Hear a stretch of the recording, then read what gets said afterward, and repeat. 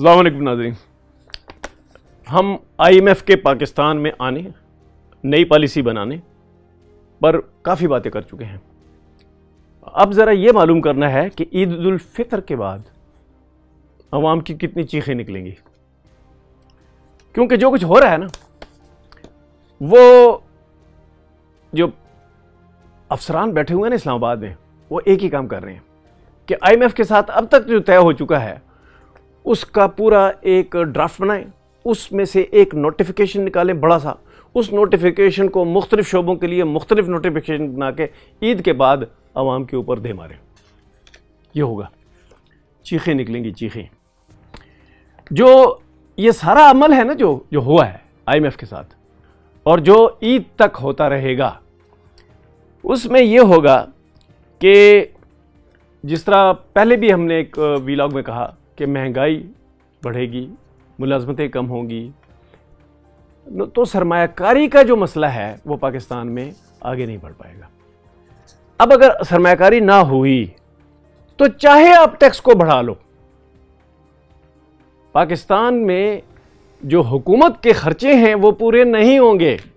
چاہے آپ بجلی مہنگی کر لو۔ بجلی جب آپ مہنگی کریں گے، گیس مہنگا کریں گے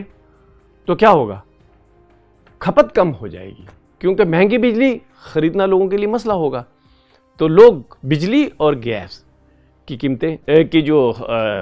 اس کا جو خرچہ ہے وہ کم کرنے کی کوشش کریں گے۔ جو سرمایہ کاری ہے پاکستان کی، وہ سرمایہ کاری اب دوسرے ممالک کے جو لوگ ہیں باہر سے جو پاکستان میں سرمایہ کاری کرنے آتے ہیں، وہ جب دیکھیں گے کہ مہنگائی نے تو لوگوں کو مار دیا ہے، صارفین کچھ خرید ہی نہیں سکتے، تو پھر وہ جو سرمایہ کاری ہے وہ بھی لوٹ جائے گی۔ یہ عید کے بعد نا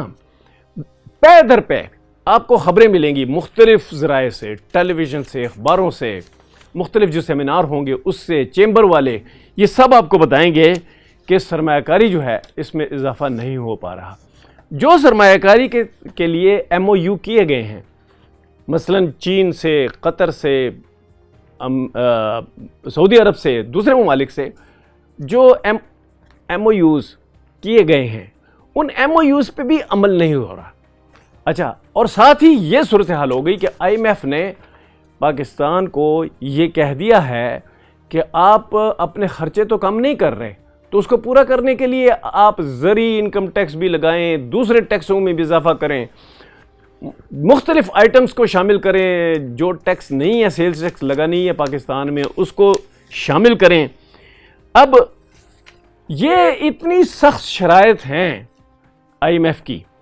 کہ اس سے اتنے اتنی سخت شرائط کبھی نہیں لگی۔ اچھا، ان شرائط کی عام طور پہ سمجھ کیوں نہیں آئی؟ کیونکہ یہ بہت ٹیکنیکل ہیں،